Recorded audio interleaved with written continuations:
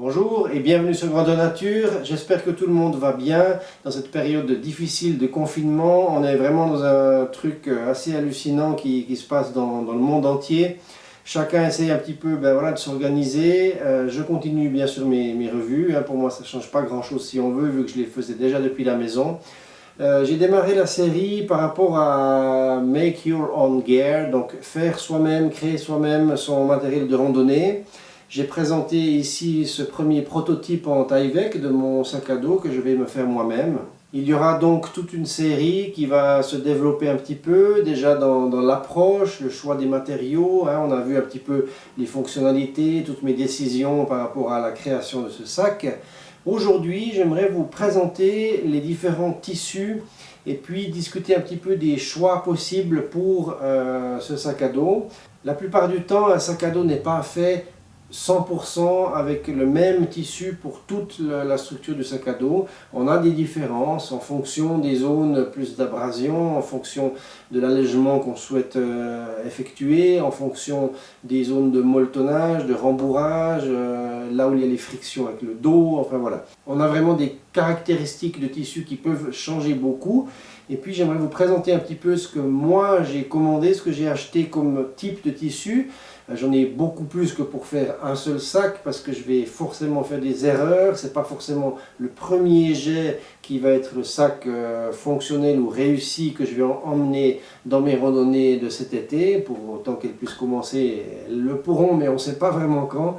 Donc je vais vous parler un petit peu de tout ça. Pour des raisons de place, en fait, ici c'est des grands pans de tissu, des longueurs de 2-3 mètres par 1,50 m par exemple de large. Donc tout déballé autour d'une table, ça je ne vais pas très bien. Je vais donc vous emmener dans mon atelier qui est juste là à côté pour voir un petit peu de plus loin, en grandeur nature, un petit peu ces tissus et discuter de mes différents choix aussi, de leur structure, leur grammage et puis pourquoi j'ai choisi ça.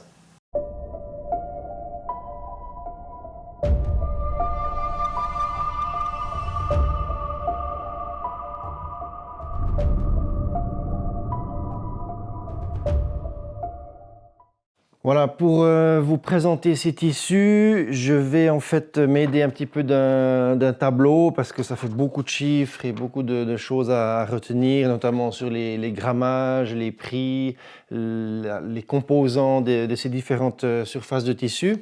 Pour déjà dégrossir l'histoire, les matériaux en général utilisés pour les tentes, pour les sacs à dos standard, c'est le nylon.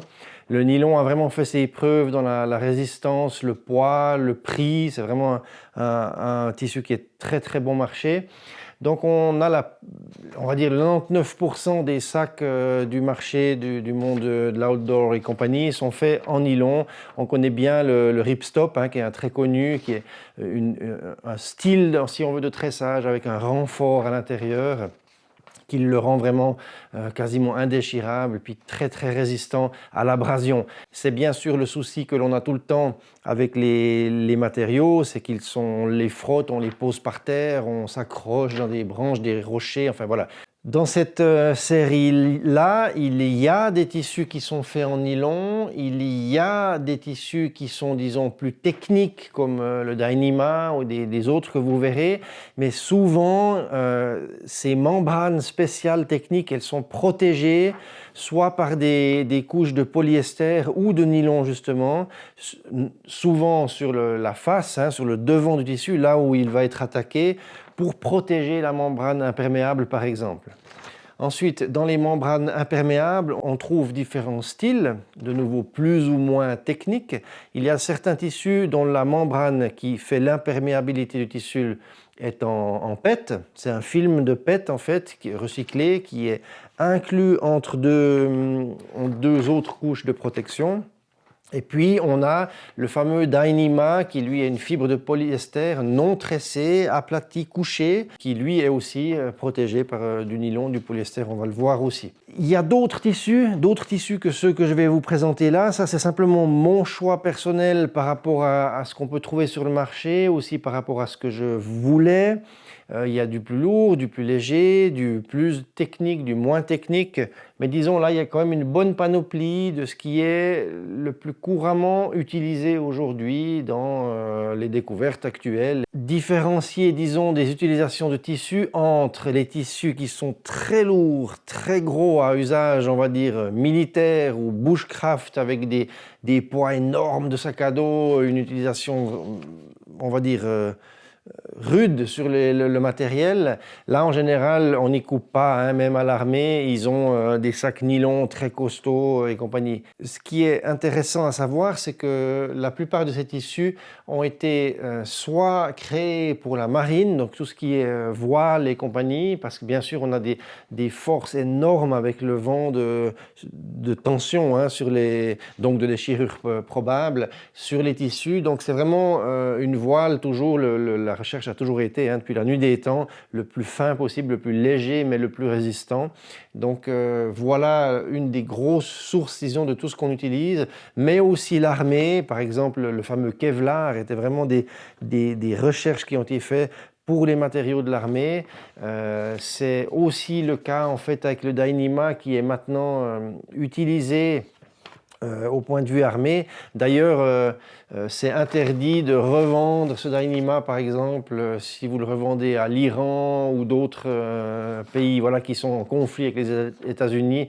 C'est passible de prison, juste pour la petite anecdote. Pour se procurer ces tissus, c'est un petit peu compliqué. La première chose, c'est que j'ai eu juste de la chance, parce qu'on est en pleine pandémie de Covid-19, j'ai eu juste de la chance de commander ça avant que ça démarre, par hasard, sans le savoir. Et puis j'ai reçu les dernières surfaces pendant la montée, avant le confinement. Donc pour moi, c'est agréable parce que ça me permet de pouvoir travailler et de continuer à créer ici. Mais surtout, maintenant, c'est en rupture de stock partout. De toute manière, virus ou pas, ça a toujours été assez difficile de trouver le Dyneema. Dyneema est une marque déposée américaine qui lance au compte-gouttes probablement parce que la demande n'est pas assez forte, n'est pas assez actualisée encore aujourd'hui dans la grande distribution, on va dire. Les prix sont très hauts. C'est des choses de 50 balles le mètre, facilement. Dyneema a fait une exclusivité qui est répartie sur 3 sites sur la planète.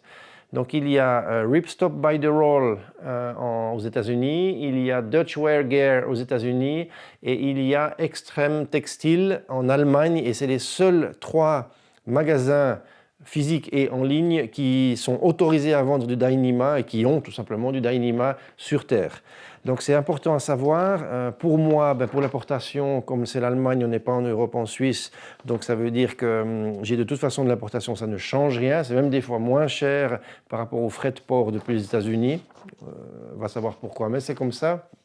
Et puis, pour vous, en France, la seule chose que je ne sais pas, en fait, c'est comme vous avez des TVA différentes, même si vous importez d'Allemagne, même si c'est dans l'Union européenne, il y a une adaptation de TVA, c'est ça? Enfin, voilà.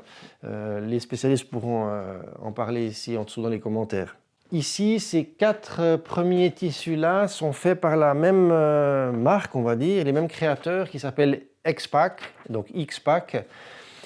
C'est des tissus très connus, en tout cas surtout ces 2 premiers qui sont les VX, VX03, VX07. On le trouve encore en VX15 et VX21 et VX42, donc c'est toujours des grammages différents. Le numéro qui suit, 03, 07, etc., correspond aux deniers, mais c'est en fait 30 deniers et 70 deniers pour ces 2 exemples ici. Ces 2 tissus-là sont très connus. Pourquoi VX? C'est parce que justement, ils ont une trame en losange ou en X, voilà, à l'intérieur. Donc, pour la petite histoire, le VX03 fait 140 grammes par mètre carré, le VX07 fait 163 grammes par mètre carré, en 11 par yard au carré. Ça nous fait 4,8 pour référence, parce que c'est vrai qu'on parle souvent du Dyneema 5.0, du VX 4.8 et compagnie. Ça correspond au système de mesure et de poids américain qui sont en onces ou OZ. On est en 4,8, on est un petit peu moins ici avec 140 grammes mètre carré, 140, 160. Alors, ce VX, il est très connu, il est plus connu dans sa version VX21 pour de nombreux créateurs de sacs à dos qui font le compartiment principal ou tout le sac à dos en VX21. Donc le 21, ce sera de 210 deniers. Alors là, on sera plutôt vers les 190, 200 et compagnie grammes à mètre carré. Donc c'est quand même un peu plus lourd. Moi, j'ai commandé ici du VX03, VX07, jugeant suffisant la résistance d'un tissu comme celui-là. La composition des VX, c'est 3 couches. Il y a une première couche extérieure, la face on va dire, qui est en nylon. Il y a une couche intérieure qui est en polyester. Il y a entre les deux prises en sandwich un film en PET. Et puis on a l'insertion aussi de cette fameuse trame en X en polyester qui vient renforcer la totalité du tissu. Pour info, le nylon ici, donc comme on l'a dit, c'est 30 deniers, ici c'est 70 deniers à l'extérieur, et puis à l'intérieur par contre, on a le même 50 deniers polyester. Maintenant, une version différente, celui-là, ce gris, ça c'est le V15, c'est toujours chez X-Pac, c'est le V15. Alors lui, à la différence, en fait, il n'a pas de trame en X, d'où l'abandon du X dans l'appellation, c'est le V15, pas VX15. Pourquoi ils ont fait ça? Ils ont cherché à avoir quelque chose de encore plus résistant, surtout à l'abrasion. Il est 2 fois plus résistant que celui-là. En fait, cette trame de polyester, elle aide à la résistance dans les tensions comme ça, si on tire, à la déchirure, on va dire. Par contre, dans l'abrasion, elle est moins bonne parce qu'elle donne un relief et du coup, un point de friction plus facile. Alors ici, ils ont créé le V15, par exemple. Celui-là, il est en différents tramages aussi. Comme son nom peut l'indiquer avec le 15, il est en 150 deniers sur le nylon extérieur, mais il reste en 50 deniers polyester à l'intérieur. Et par contre, le filament PET est plus épais. Donc l'étanchéité est augmentée. La surface extérieure en 150D est 2 fois plus résistante que celle du VX07 par exemple ici. Et puis, on a par contre un grammage qui est exactement identique ici à 163 grammes mètre carré, toujours en 4,8. Donc, c'est un autre style. Et puis, voilà, j'ai voulu tester un petit peu ces tissus. Donc, je vais voir comment je peux un petit peu créer différents sacs à dos. Là, ils sont tous pliés, mais en gros, il y a à chaque fois 2 mètres de tissu. Donc, c'est aussi quelque chose d'important à savoir, c'est que ces tissus sont vendus au linéaire, soit en pied linéaire, soit en demi-yard, soit en yard entier, soit en mètre quand on les achète dans le magasin allemand, puisqu'on est en Europe. J'ai chaque fois à peu près ici 2 mètres linéaires par la largeur du rouleau qui est 130, 140, 150, ça dépend un petit peu des matériaux. Toujours ici un tissu de chez X-Pac qui est le Light Skin.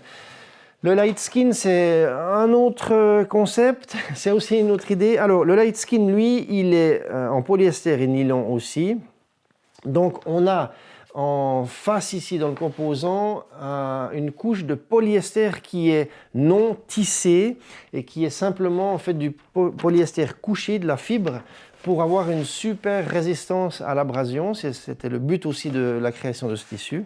Ici, il s'agit du LS21, Light Skin 21.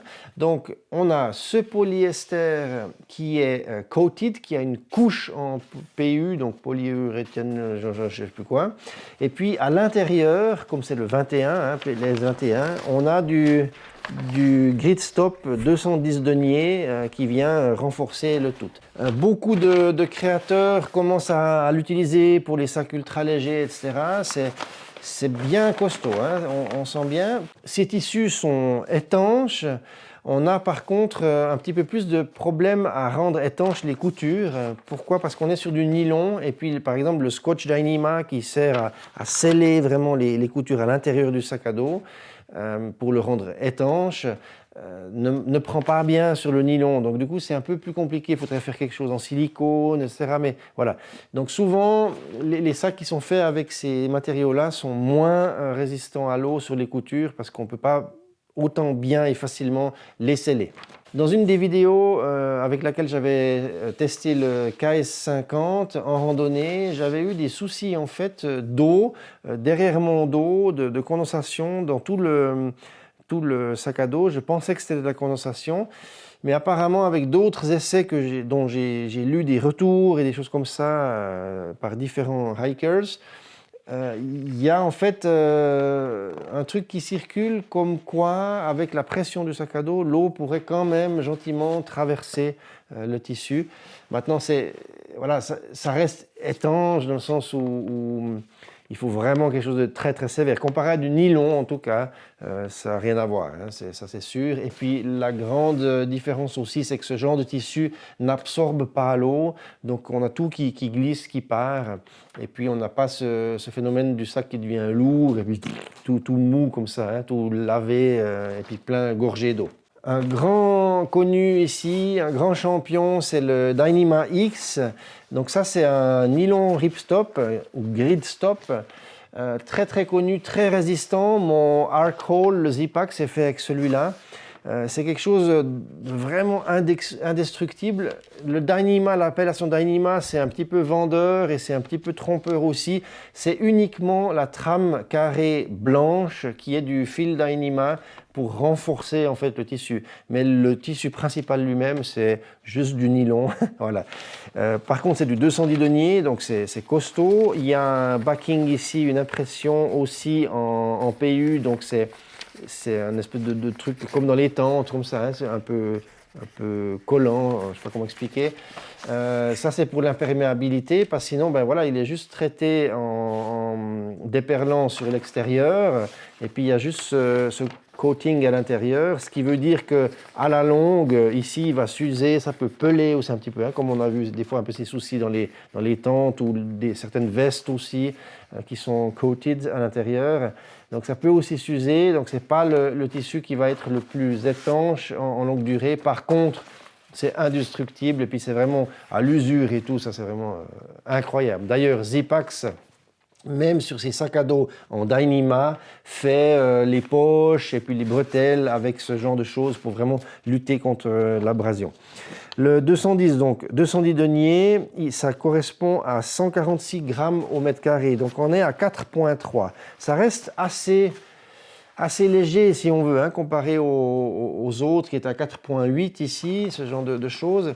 Ça reste assez léger, donc 4,3, on sera à peu près, alors 146, on sera à peu près comme le VX03, mais avec par contre, alors ça c'est sûr, une nettement plus haute résistance à l'abrasion et aux déchirures. Ensuite, on a ici toute une série qui s'ouvre à nous, qui est le Dyneema. Donc, le Dyneema, c'est un tissu assez spécial, super cher. On a dans des choses justement qui vont de, je vais vous dire, ouais, en gros, on est entre 42 et 50 euros le mètre. C'est à peu près ça. Hein. Ça dépend des sources, ça dépend des magasins, ça dépend du grammage. Et puis ensuite, ben, il y a toujours l'importation en plus à rajouter après. Alors, celui-là, c'est le Dyneema, donc le Cuben Fiber DCF. C'est le 2.92. C'est, disons, le plus courant, c'est le plus léger qu'on peut utiliser pour un sac à dos. C'est pas le plus léger en soi, parce que j'ai pas mal d'autres exemples de petits bouts là, de Cuben que j'ai. Il y a des choses qui sont comme celui-là, ça c'est du 1.43, donc c'est encore plus léger, mais là on voit que c'est vraiment c'est transparent.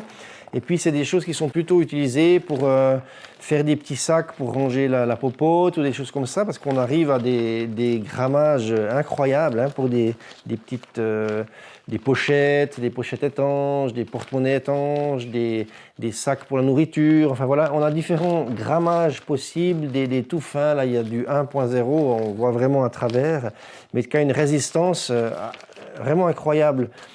À la déchirure, à la tension, par contre, sur la perforation, c'est moins bon, hein. Mais ça nous fait des contenants qui sont très très très légers, donc ça c'est super important. On a ici l'étape suivante, c'est le Dyneema 3.5 et puis on a encore le dernier qui est le Dyneema 5.0. Les sacs les plus légers de chez Zipax sont faits avec celui-là, le 2.92. Personnellement, mon Nero est fait avec celui-là. Le Arc Blast est aussi fait avec celui-là. C'est super léger. Pour les grammages, ça nous fait donc 100 grammes par mètre carré, 120 grammes par mètre carré et 170 grammes par mètre carré. Donc c'est quelque chose de bien léger, sauf celui-là où on arrive dans les eaux de ceux-là, même un tout petit peu plus que le LS21. Donc ça, c'est un Dyneema, mais qui est très costaud. Il s'agit cette fois de 2 couches uniquement. Dans les autres, on avait 3 couches sandwich avec un film PET à l'intérieur dans le VX. Et puis ici, on a 2 couches. Il y a une couche principale en polyester tissé qui est sur l'extérieur ou la face du tissu pour protéger le Dyneema. Et puis derrière, simplement, la membrane de Dyneema qui, elle, n'est pas tissée mais mise à plat. Donc c'est non tissé le Dyneema. On a différents grammages de polyester. Sur le 2.92, on a du 50 deniers, on a du 50 deniers et ici on a du 150 deniers. Polyester. Et puis, on a aussi une différence sur l'épaisseur de la membrane Dyneema. Donc, sur celui-là, on a du 1.43 en grammage. Et ici, on a du 2.15 et du 2.15 aussi pour celui-là. Donc, on a vraiment 3 étages. Moi, le problème, c'est que justement, sur celui-là, sur le Nero, j'avais repéré dans les zones en fait, de tiraillement, etc., des apparitions de points de stress et de déchirure. C'est pas donc un sac qui va être super durable si vous fabriquez votre sac à dos avec ce Dyneema là, le 2.92. Ça va être super léger, mais ça va vite quand même s'user. Et puis voilà, c'est pas des tissus qui sont très résistants dans la longue durée. Il faudrait plutôt prendre du nylon ou du VX07, 021, enfin VX21, des choses comme ça.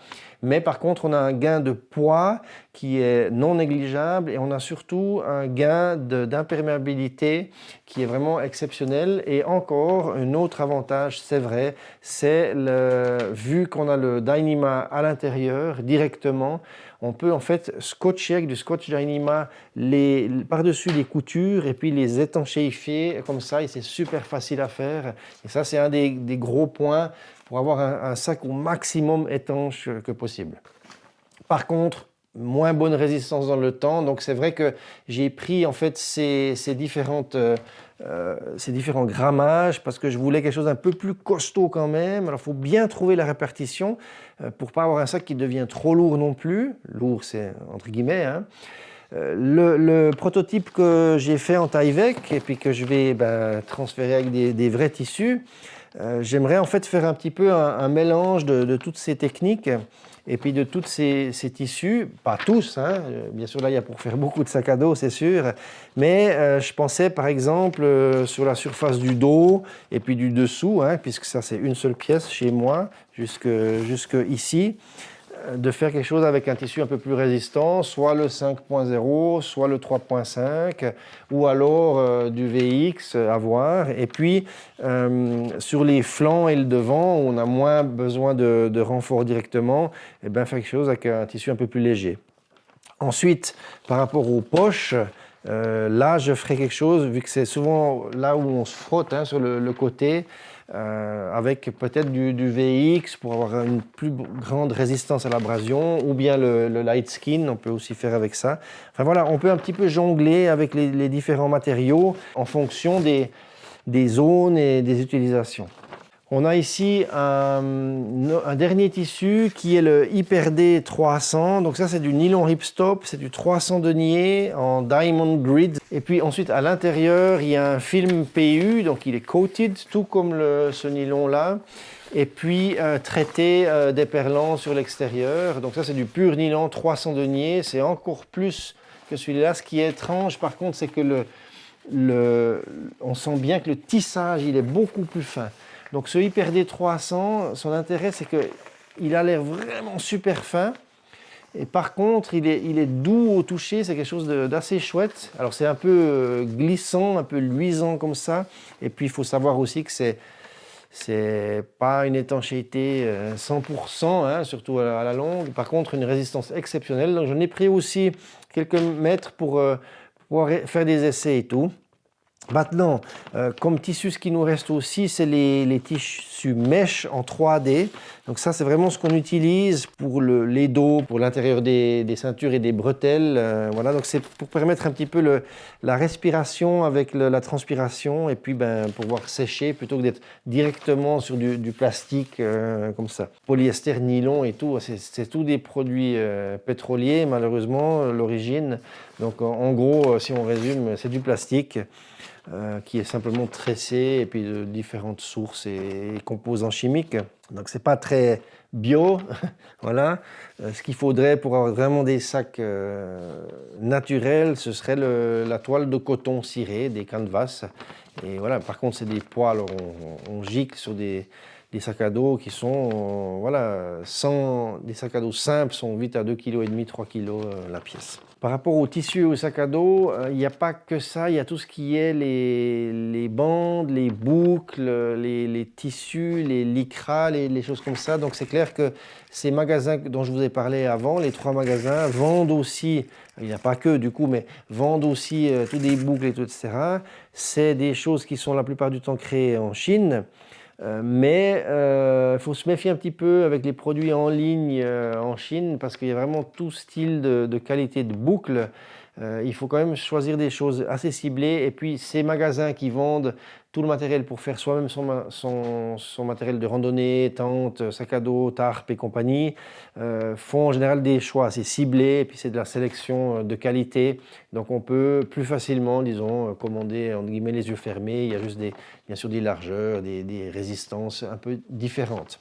Pour les prix, le X-Pack ici, le problème c'est que c'est assez difficile à pouvoir vous chiffrer ça, je le sais, mais certains c'est vendu en demi-yard, d'autres en yard linéaire, d'autres en pied, d'autres en mètres, enfin voilà. Mais je vous les donne comme ça, que vous ayez une idée. Les plus chers, en fait, c'est le Dyneema ici. Ces deux-là sont à 45 € le mètre linéaire. Je les ai achetés en Allemagne. Et puis celui-là, il est à 22 $ le demi-yard, ce qui correspond à peu près 45 cm linéaires. En gros, 45 € le mètre linéaire, voilà, pour vous donner une idée, hein, les Dyneema, à plus ou moins quelques euros près. Celui-là, il est à 28 €, il est à 30 € le mètre linéaire. Le Lightskin DWD, il est à 11,25 le demi-yard, donc ça nous fait 22-23, ce sera, disons, 25-26 € le mètre linéaire. Donc on descend un petit peu. Le V15, j'ai pas le prix, désolé, mais vous pouvez les trouver hein, sur leur site, il y a tout le truc. Et puis ici aussi, on est plutôt vers les 25 € le mètre linéaire.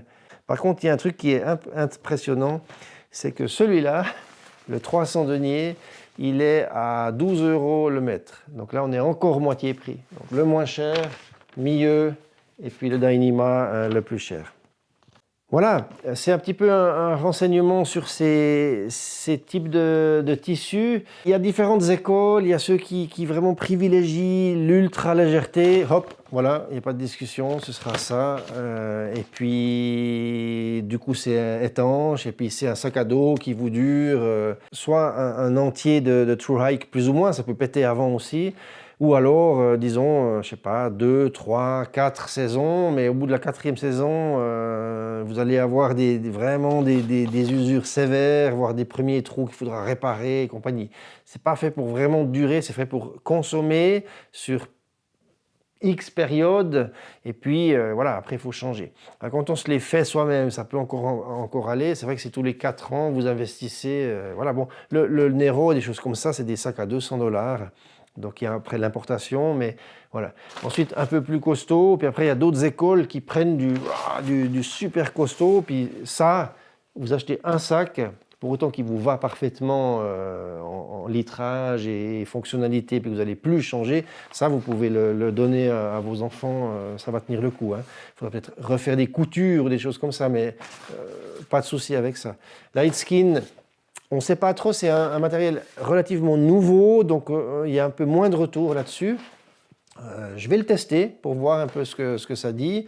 Ça, c'est très costaud aussi. Ça aussi, c'est, disons, quand même, je trouve dans le monde du léger, celui-là, il devient, tous les VX, spécialement VX21, deviennent presque les plus utilisés. Ils ne sont pas trop chers, c'est moitié prix que le Dyneema. Ça reste bien étanche, c'est résistant à l'abrasion. Donc c'est quand même beaucoup utilisé, hein, ceux-là.